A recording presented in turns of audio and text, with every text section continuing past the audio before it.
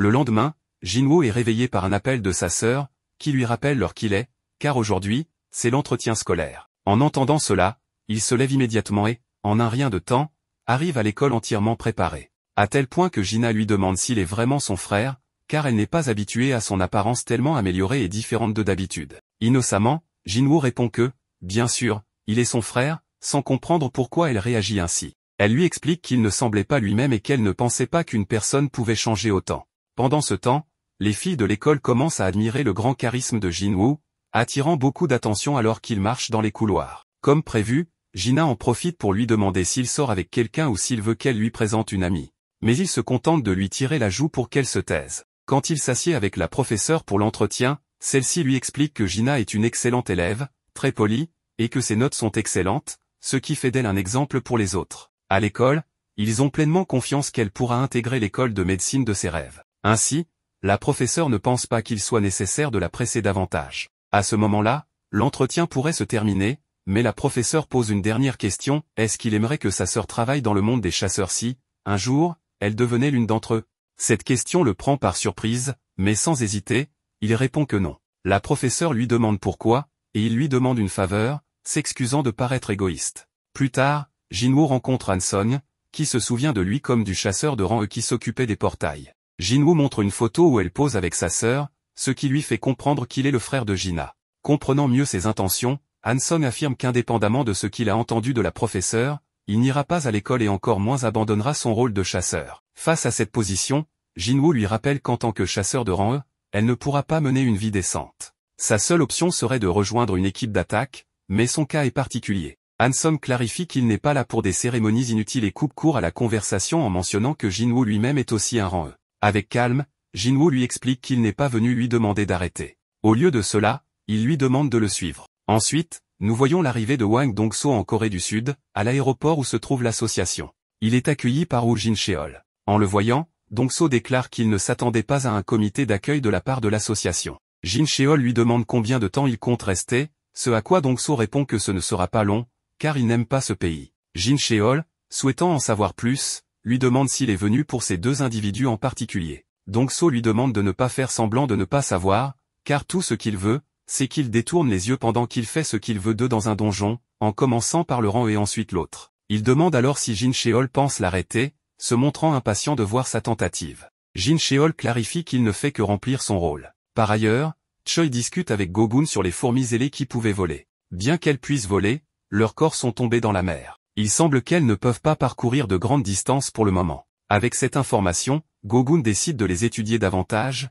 estimant qu'il est encore trop tôt pour tirer des conclusions. Plus tard dans la nuit, Jinwoo arrive à un portail accompagné de Han-sung, où ils rejoignent Sang-min et Ki-chul, membres du département de gestion de la guilde White Tiger.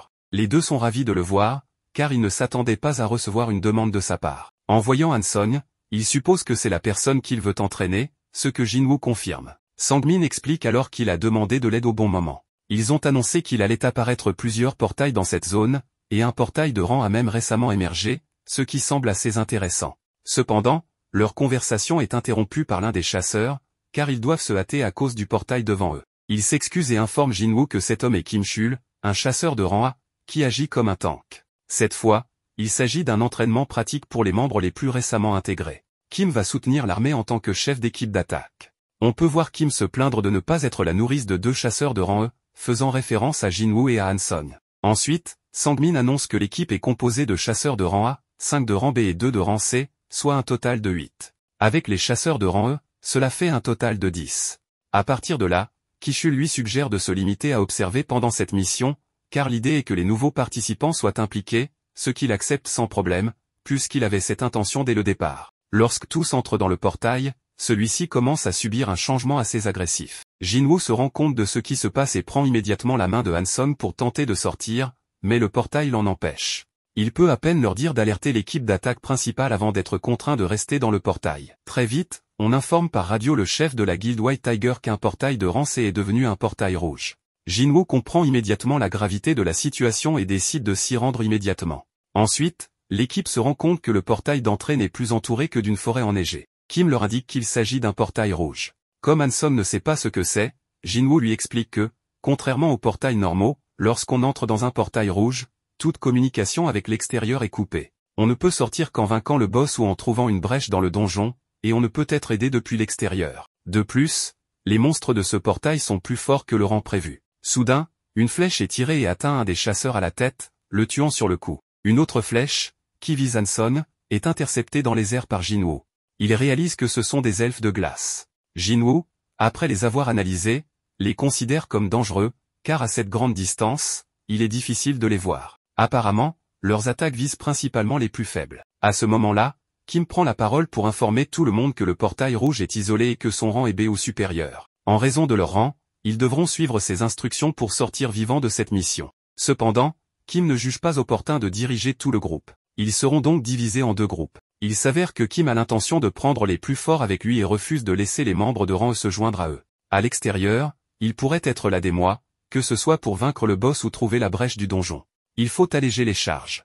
Un chasseur de rang B, Park Jin, demande l'autorisation de rester avec le groupe le plus faible, et Kim accepte, supposant qu'il agit par compassion. Park Jin s'approche de Jinwoo pour lui demander si son rang est vraiment celui qu'il dit, car elle a vu comment il a attrapé la flèche un peu plus tôt. Bien que Jinwoo évite de répondre, Park Jin suppose qu'il est de rang A, voire supérieur. Ensuite, Kim indique à Jinwoo et aux autres qu'ils suivront le chemin devant eux, et il leur explique qu'ils vont se rendre dans la forêt. En avançant un peu, Kim leur montre des griffures sur les arbres, faites par des ours de glace. Ils pensent donc que les membres de rang E vont mourir, bien qu'en y réfléchissant un peu plus, ils se souviennent que ce groupe comprend un chasseur de rang B et un de rang C. Il ne comprend donc pas pourquoi ils considèrent Jinwoo comme leur leader. À ce moment-là, des ours de glace s'approchent, mais Kim se met en avant pour les affronter sans difficulté. Pendant ce temps, Park signale à Jinwoo que cette forêt est le territoire des ours de glace et qu'il est dangereux de continuer par ici. Jinwoo répond que c'est précisément pour cela qu'ils ont emprunté ce chemin, si c'est le territoire des ours de glace, ils n'ont qu'à s'occuper d'eux,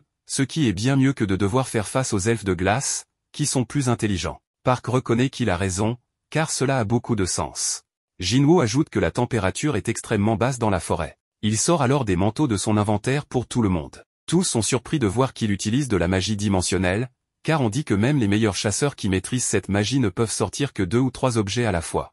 Hanson exige alors de savoir qui il est vraiment, à cause de tout ce qu'il est capable de faire. Jinwoo lui répond qu'elle est ici à cause de lui, et qu'il prendra la responsabilité de la protéger, mais uniquement si elle évite de poser des questions. Il demande la même chose aux autres, leur interdisant de lui demander quoi que ce soit. À ce moment, un immense ours de glace s'approche. La première chose que fait Jinwoo est de changer de titre pour celui d'assassin de loup, qui augmente de 40% les dégâts contre les monstres de type animal. Pendant ce temps, Baek arrive à l'entrée du portail. Compte tenu de la difficulté de celui-ci, il espère que Kim pourra sauver tout le monde. Sangmin lui fait remarquer que le chasseur Jinwoo est également présent. Bien qu'il soit de rang E, il croit qu'il a subi un second éveil, mais cela reste à confirmer. C'est alors que Dongso arrive pour les saluer. Baek lui demande ce qu'il fait dans leur zone, surtout qu'il était parti aux États-Unis. Dongso trouve étrange que ce portail leur appartienne et demande si c'est vrai. Si oui, pourquoi un chasseur d'une autre guilde, Sun Jinwoo, y est-il entré? Dongso explique qu'il souhaite le rencontrer avant qu'il ne meure dans le portail, car il a fait l'effort de venir jusqu'ici pour cela. De retour avec Jinwoo, après avoir vaincu les ours de glace de la zone, il laisse les membres de son groupe déguster leur viande dans le confort. Ensuite, il se dirige vers une grotte où ces monstres habitent en grande quantité. Devant l'entrée, il utilise la commande sur JC. De l'ombre émergent alors ces chevaliers, avec à leur tête le plus puissant d'entre eux, Ygritte. Il leur ordonne d'attaquer. Sa légion, composée d'infanterie qui se régénère rapidement et de mages, affronte les ours de glace avec brio. Jinwoo est impressionné par leur puissance, mais remarque qu'ils consomment beaucoup de mana à une vitesse alarmante. À ce moment, le chef des ours de glace sort de la grotte. Il balaie les soldats d'ombre avec une facilité déconcertante. Quelques secondes plus tard, il pousse un rugissement terrifiant qui crée une onde de choc, éliminant tout sur son passage. Jinwoo se retrouve à court de mana. Il ordonne alors à Ygritte de prendre le relais. Ygritte avance vers le chef des ours. Lorsque ce dernier attaque, Ygritte utilise son agilité exceptionnelle pour esquiver et frapper ses points vitaux avec précision. Finalement, il empêche l'ours d'effectuer une dernière attaque en lui coupant la tête. Jinwoo admire la puissance d'Ygritte et pense qu'il n'aurait eu aucune chance, si Ygritte n'avait pas lâché son épée pendant leur combat. Avec son niveau actuel, Jinwoo se considère égal à Ygritte, bien qu'en y réfléchissant, il admet qu'Ygritte est toujours plus fort que lui. Il le félicite pour son excellent travail. Pendant ce temps, Kim, confronté aux elfes de glace, voit son équipe totalement anéantie. Il n'en revient pas. Il pensait faire partie de l'élite de White Tiger, mais face à la brutalité des elfes, il perd la tête. Effrayé, il décide de fuir à toute vitesse. Le chef des elfes de glace observe sa fuite. Jinwoo n'hésite pas à faire ressurgir les ombres des ours. 3 heures plus tard, ce qui équivaut à 3 jours dans le portail, Dongso se lamente en pensant que Jinwoo est sûrement mort, et que ce voyage maudit n'a servi à rien. Avant de partir, il remarque que Jinwoo n'est pas membre de Tigre Blanc, alors pourquoi diable se trouve-t-il dans l'équipe d'assaut? Ki-chul, un peu nerveux, il explique qu'il est son ami et qu'il était intéressé par une mission de Rancé, raison pour laquelle il l'a autorisé à y participer. Dongso, furieux, l'attrape par le col et lui demande s'il pensait vraiment qu'il croirait un tel mensonge. Il sait très bien qu'il adore les nouveautés, alors il exige de savoir ce qu'il manigance. Mais Baek intervient, attrapant le bras de Dongso, et lui ordonne de le lâcher. Dongso refuse de reculer, et les deux hommes libèrent une puissante aura. Sangmin, effrayé, pense qu'ils doivent arrêter, car un combat entre deux rangs causerait une catastrophe. Ils échangent des coups de poing, provoquant une énorme explosion. Pendant ce temps, dans le portail, Kim, transi de froid, est surpris de voir plusieurs cadavres d'ours de glace. Il pense qu'il est impossible que l'autre groupe de chasseurs ait éliminé toutes ces créatures. Il en conclut que c'est l'œuvre du démon blanc et part en courant. De retour avec Dongso, on voit que l'explosion causée par leur combat a été stoppée par Jin Cheol. Il commente que, sans leur tenue, il aurait été réduit en poussière. Il informe Dongso qu'il a testé le pouvoir magique de Jinwoo il y a quelques mois et que cela n'a pas changé, Jinwoo reste un chasseur de rang E. Si son frère est mort, c'est parce qu'il a succombé face aux bêtes magiques. Dongso répond que c'est un mensonge et suppose que le fils du PDG de Yujin Construction a peut-être tué son frère, et que ce voyage n'était qu'une excuse pour éliminer quelqu'un. Mais Dongso reçoit un message lui ordonnant de retourner aux États-Unis.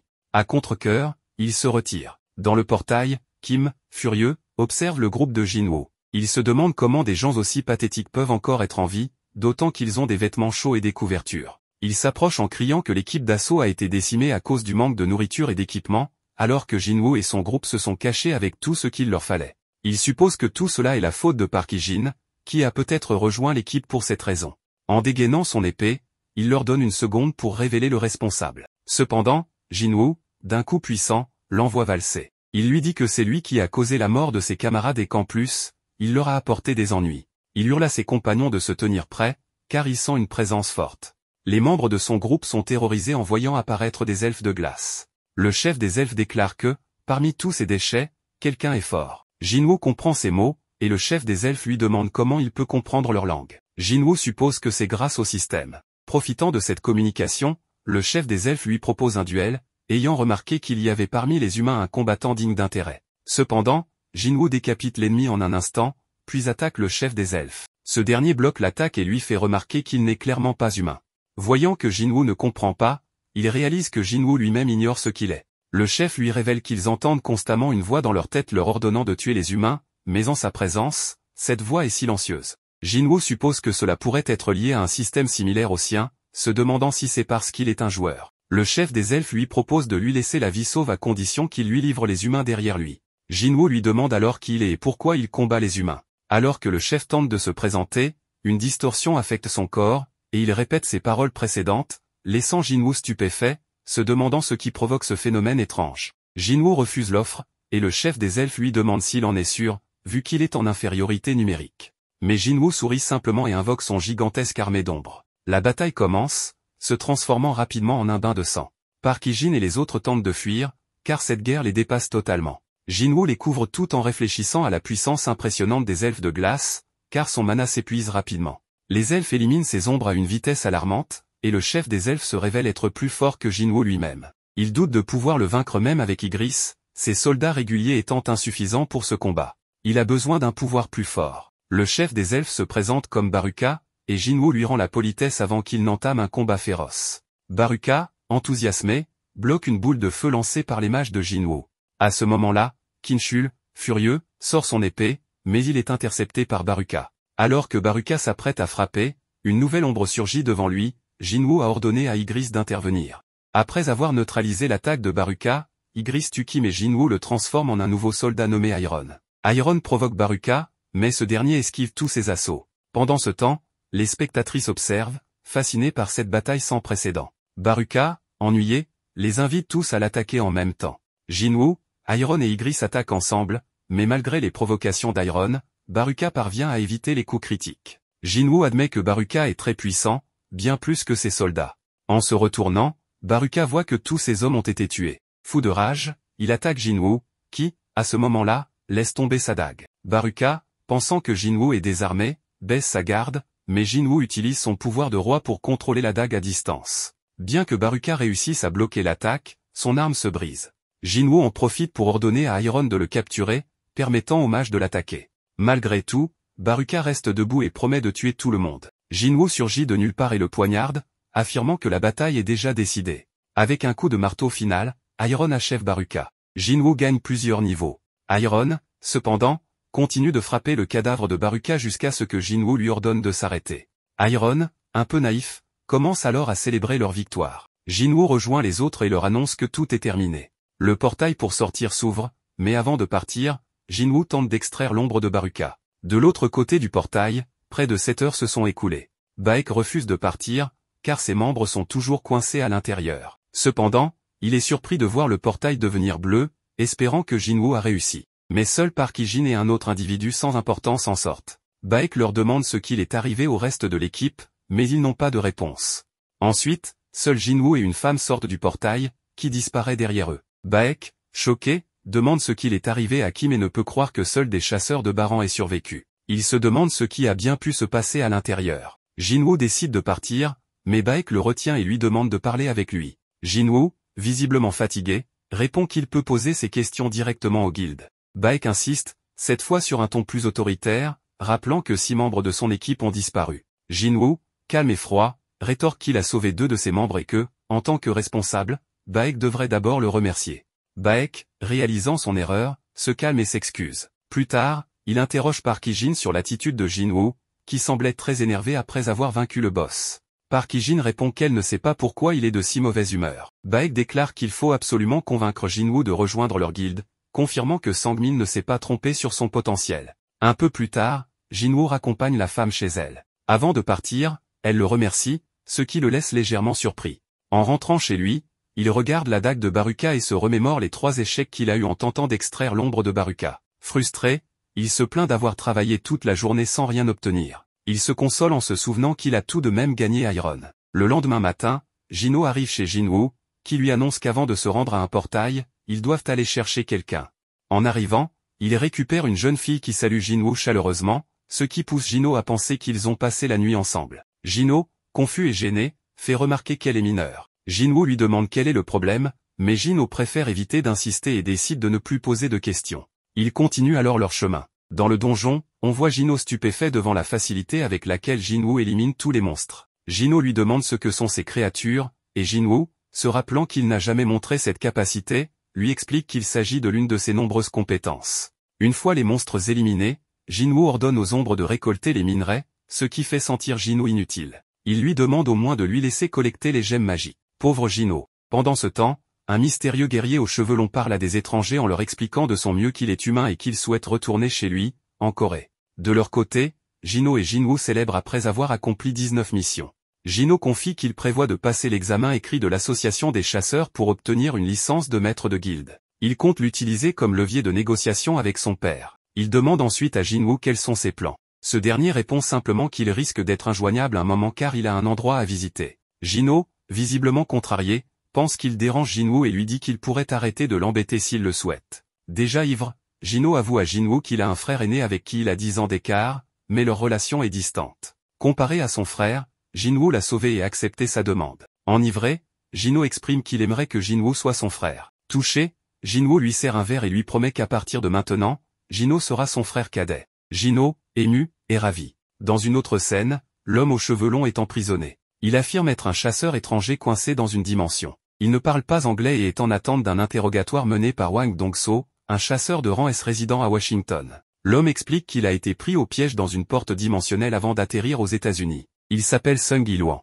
De son côté, Jinwoo informe sa sœur qu'il part pour une semaine. Il se retrouve ensuite dans l'outre-monde, devant la porte laissée après sa victoire contre Cerbère. Une mission s'affiche immédiatement, l'informant que le château des démons est infesté et qu'il doit récolter 10 000 âmes démoniaques. Déterminé, Jinwoo prépare son élixir de vie, invoque sa nouvelle dague, et part affronter les démons. Pendant ce temps, Jinwoo négocie avec son père et exprime son désaccord sur le plan de son frère aîné d'intégrer un étranger comme chef de guilde. Son père souligne que Jinwoo est mystérieux, ayant survécu à des événements périlleux comme le double donjon, la mort du superviseur de l'association, le décès du frère de Wang Dong-suk, et le portail rouge. Il a participé à toutes les incursions, en sortant indemne. Jin-Woo déclare qu'il ne se soucie pas des moyens utilisés par Jin-Woo et souhaite seulement devenir maître de guilde. Son père accepte mais pose une condition, convaincre Jin-Woo de rejoindre leur guilde avant qu'il ne soit recruté par Tigre Blanc. De retour dans l'Outre-Monde, Jin-Woo a vaincu de nombreux démons, mais il est frustré de ne pas pouvoir extraire leurs ombres. Il reçoit une autorisation pour accéder au niveau supérieur via un portail dédié.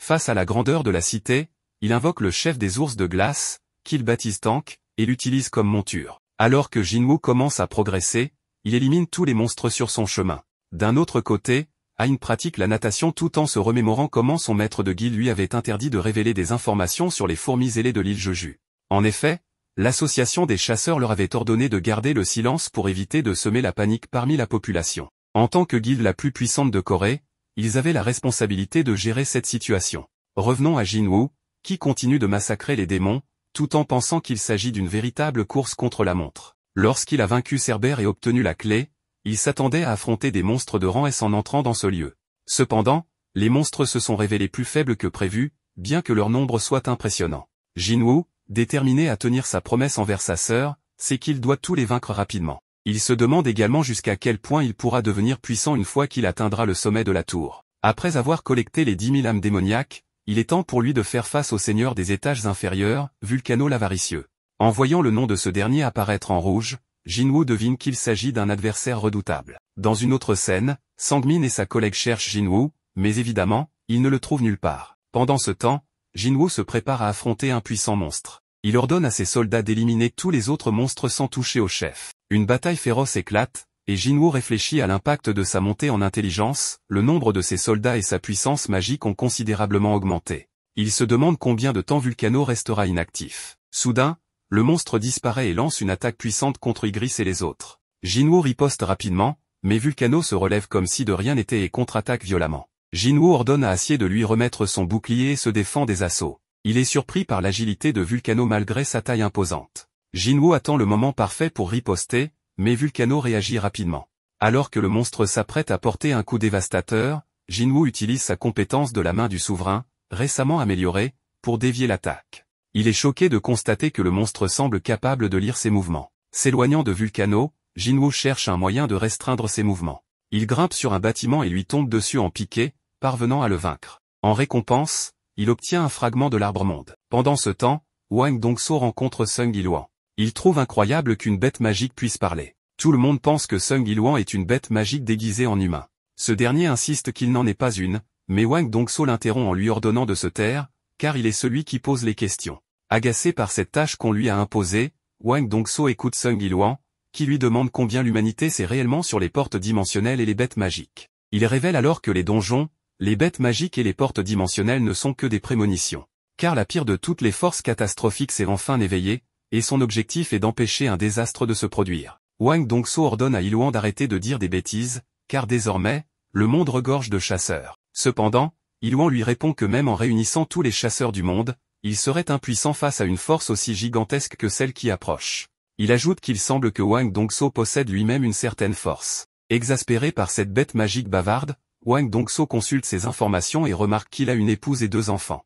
En souriant au nom des enfants, il demande à Il-hwan s'il se souvient encore du prénom de son fils. Celui-ci répond que son fils s'appelle Jin-Woo, mais, sérieux, lui demande pourquoi il dégage une aura meurtrière. Hwang Dong-so réplique qu'il n'a pas à lui dire quoi que ce soit, mais finit par révéler que son fils est déjà mort. Il ajoute que s'il a un dernier message à lui transmettre, il ferait mieux de lui dire directement en enfer. Pendant ce temps, Jin-Woo continue de progresser, battant chef démon après chef démon, et augmentant son niveau au passage.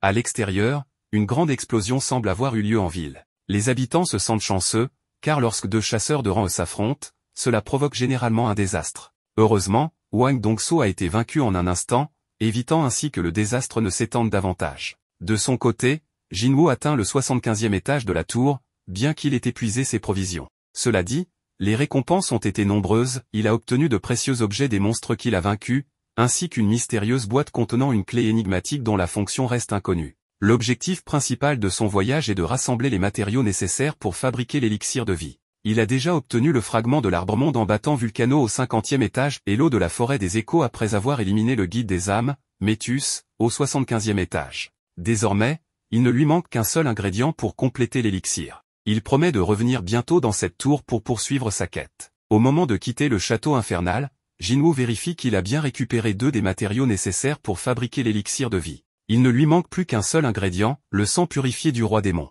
Pour obtenir ce dernier, il doit être totalement préparé. Heureusement, il considère comme un avantage que son niveau est considérablement augmenté après son périple au château du démon. Cependant, officiellement, il reste un aventurier de rang E, et ce statut l'empêche de participer à des missions de haut niveau. Pour remédier à cela, Jinwoo décide d'arrêter cette façade et de se faire réévaluer. Le lendemain, il se rend au siège de l'association pour participer à la réévaluation. Yan, un membre de White Tiger, le remarque immédiatement et appelle Baek pour l'informer de l'arrivée de Jinwoo. Baek se prépare alors à se rendre sur place. Pendant ce temps, Jinwoo patiente jusqu'à ce qu'on l'invite dans la salle d'examen.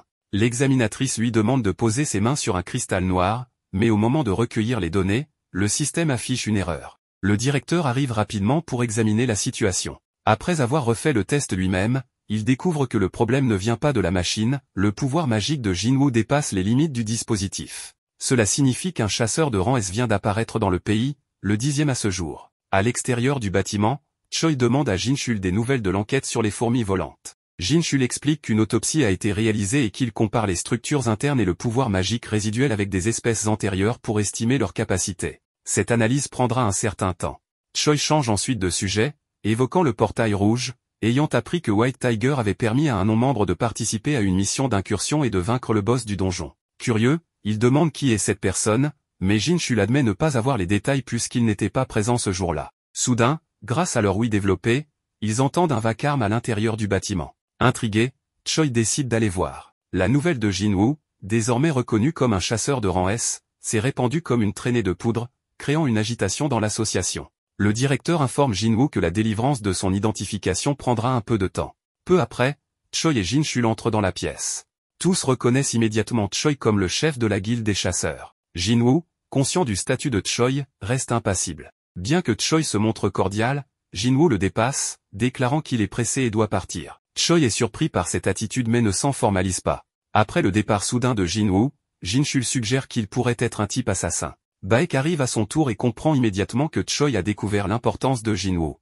Plus tard, dans la nuit, Jinwoo rend visite à sa mère à l'hôpital. En sortant, Jinchul l'intercepte par surprise. Il avoue que Jinwoo lui a ouvert les yeux, car il n'avait jamais réalisé son potentiel. Jinchul précise que la division de surveillance, dont il fait partie, est chargée de surveiller les chasseurs et de punir ceux qui enfreignent la loi. Cependant, il assure à Jinwoo qu'il n'est pas traité comme un criminel. Il explique aussi que les rangs S ne sont pas soumis aux mêmes règles, car ils sont bien au-dessus du contrôle habituel. C'est alors que le président de l'association des chasseurs, Goguni, fait son apparition. Après s'être présenté, il invite Jinwoo à discuter en privé. Goguni lui explique que la réévaluation est inutile, car son rang S est déjà confirmé. Jinwoo n'a désormais plus à se soucier de cette formalité. Afin de rendre la promotion officielle et de révéler le statut de Jinwoo comme chasseur de rang S, l'association des chasseurs impose une période de grâce. Ce laps de temps leur permet de rencontrer d'abord des talents aussi exceptionnels que lui. Bien que l'association soit immense, le nombre de grands chasseurs est limité, car la plupart préfèrent rejoindre des guildes, attirés par le prestige et l'argent qu'elles offrent. Lors d'une rencontre avec Jinwoo, le président de l'association, Goguni, lui propose un poste prestigieux, l'un des plus élevés au sein de l'organisation. Surpris, Jinwoo lui demande pourquoi une telle offre lui est faite. Goguni explique que ce n'est plus le gouvernement qui soutient réellement le pays, mais les chasseurs, répartis dans les 5 principales guildes du pays. Ces dernières, qu'il surnomme les 5 dragons, maintiennent un équilibre fragile. Cependant, si Jinwoo décidait de rejoindre l'une d'elles, cet équilibre serait brisé. Pour prévenir ce scénario, Goguni veut que l'association devienne une 6e puissance, capable de contrôler les autres. Il affirme que Jinwoo a le potentiel de rendre cela possible. Jinwoo réfléchit longuement à cette proposition, qu'il juge avantageuse, car elle pourrait lui garantir des opportunités futures. Il reconnaît également l'influence considérable de Goguni, qui n'est pas seulement un ancien chasseur de rang S, mais aussi un homme doté d'un immense pouvoir magique et d'un physique impressionnant pour ses 80 ans. Même après tant de niveaux gagnés, Jinwoo voit Goguni comme un égal. Cependant, Jinwoo finit par refuser cette offre. Sa raison, il veut continuer à combattre des monstres dans les donjons. Il estime que sa véritable place est sur le terrain. Goguni, bien qu'étonné, comprend en voyant la sincérité dans les yeux de Jinwoo. Ému, il accepte sa décision, et Jinwoo s'excuse avant de partir. Sur le chemin du retour, il se rappelle qu'il doit continuer à progresser pour guérir sa mère, un objectif qu'il ne peut pas abandonner. Pendant ce temps, Dongso, après avoir repris connaissance de l'affrontement qu'il a subi, est interrogé par le sous-directeur sur Sung Yiluan, qu'il qualifie immédiatement de monstre, affirmant qu'il n'a rien d'humain.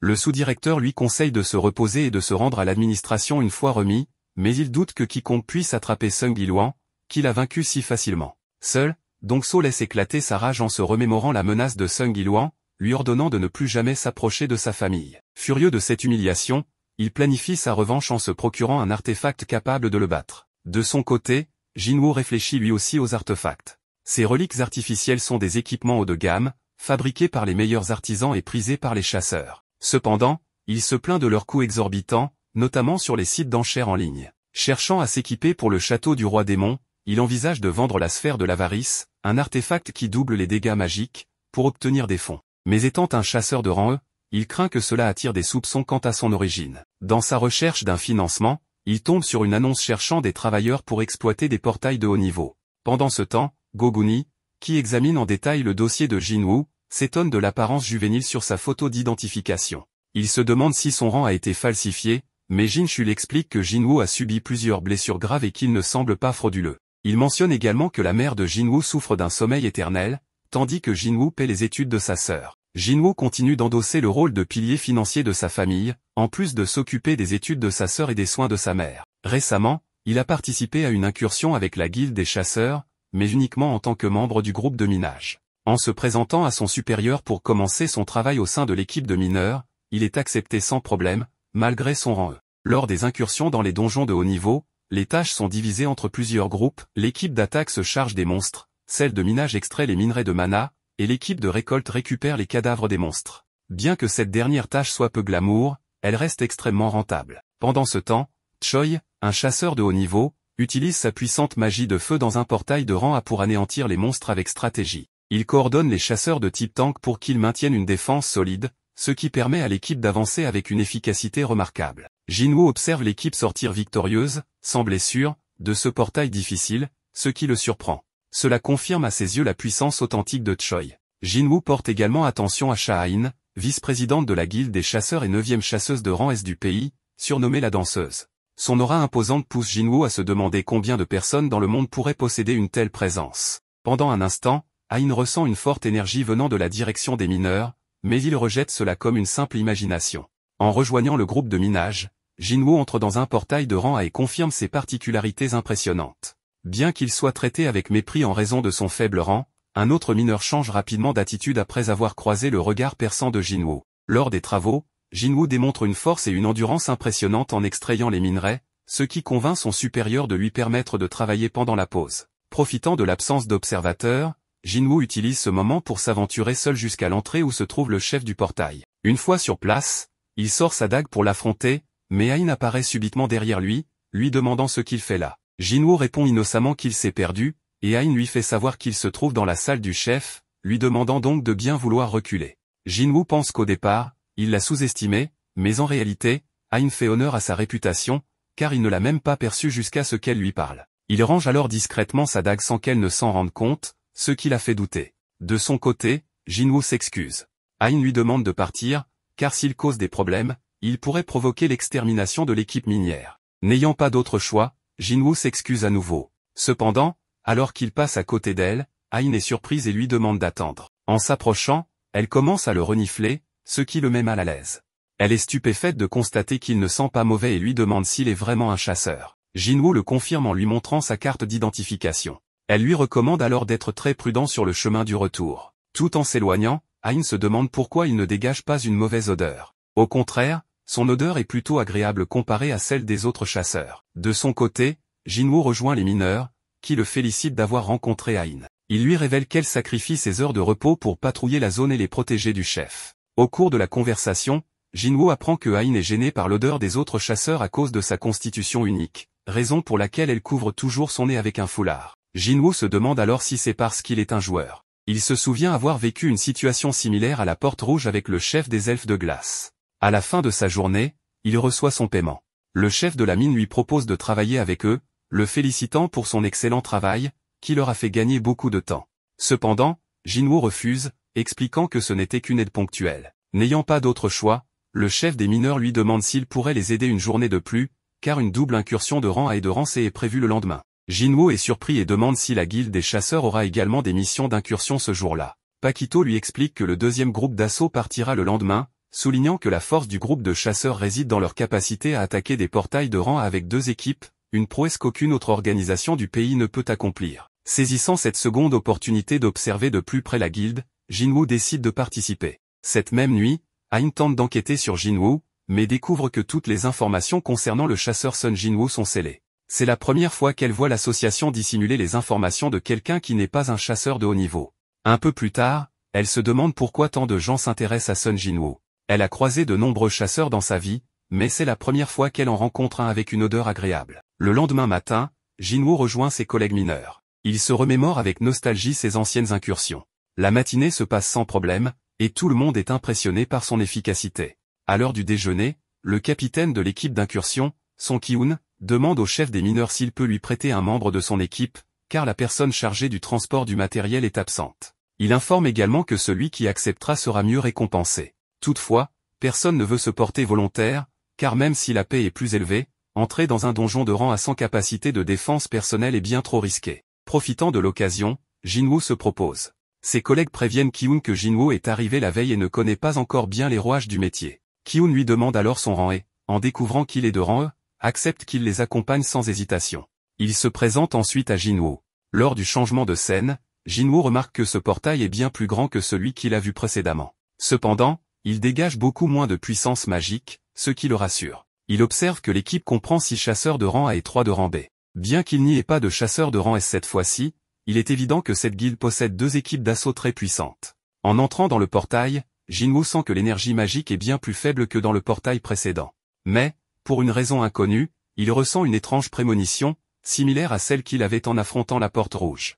L'un des membres de l'équipe lui dit de ne pas être nerveux, car tant qu'il reste avec eux, il ne sera pas attaqué par des créatures magiques. Ki-hoon pense qu'en réussissant cette mission, il pourra officiellement être nommé capitaine de l'équipe. Même s'il n'est pas aussi fort que le capitaine ou le vice-capitaine de la guilde, il reste un chasseur de rang A. Soudain, il ressent un danger imminent. Toute l'équipe réagit instantanément, se préparant au combat en un éclair. Jinwoo est stupéfait de voir qu'ils se sont organisés sans recevoir d'ordre précis. L'équipe est rapidement attaquée par une meute de chacals. Cependant, grâce à une coordination impeccable, il les élimine très facilement. Il trouve néanmoins étrange que des créatures magiques de rang C apparaissent dans un portail de rang A.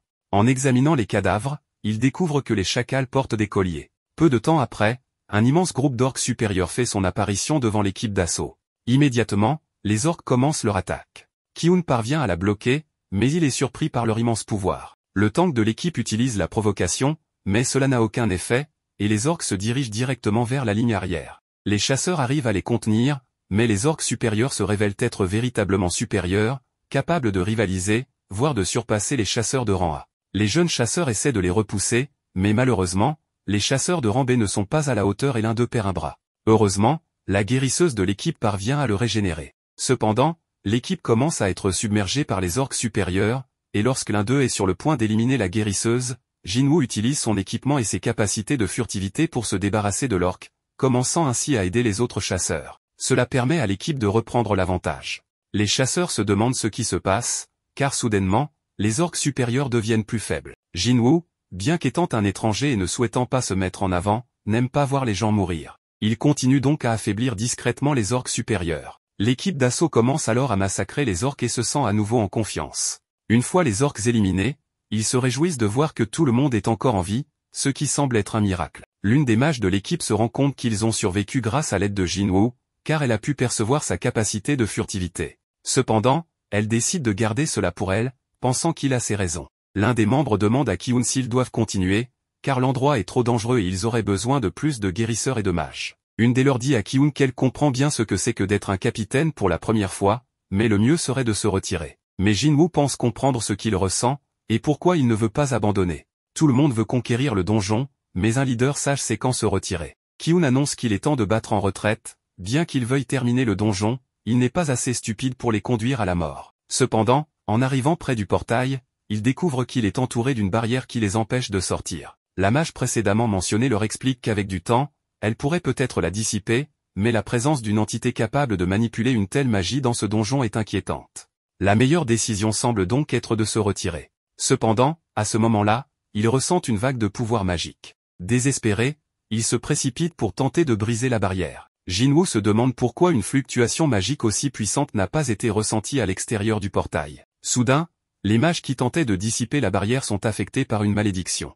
Il demande à la guérisseuse de les soigner rapidement, mais au moment où ils se retournent, ils sont stupéfaits de voir une grande quantité d'orques supérieurs. Kyun s'approche et le leader des orques se tient devant lui, commençant à parler dans leur langue. Il se présente comme un grand sorcier de la glorieuse tribu orque et révèle qu'il a bloqué l'entrée, attendant de les voir. Kyun comprend que le chef du donjon parle à travers un soldat et lui ordonne de choisir entre mourir aux mains de ses soldats ou aller le rencontrer dans son trône. Sans autre option, Kyun accepte de les suivre, mais avertit Jinwoo qu'une fois dans la salle du chef, ils seront attaqués immédiatement, ce qui lui donnera l'opportunité de fuir et d'informer les autres de ce qui se passe à l'intérieur. L'un des mages demande à Jinwoo de transmettre un dernier message à leur famille, lui demandant de sortir et de survivre. Jinwoo se souvient d'un moment où il était coincé dans un donjon à double niveau. À l'extérieur, le chef des mineurs aperçoit Ain et lui demande ce qu'elle fait là pendant son jour de congé. Elle lui répond qu'elle voulait poser des questions sur le chasseur Sun Jinwoo. Le chef lui explique qu'il est entré pour porter le matériel de l'équipe. À l'intérieur du donjon, les membres de l'équipe arrivent dans la salle principale où ils sont accueillis par une quantité écrasante d'orques supérieurs. Le chef des orques leur souhaite alors un bienvenu dans son royaume.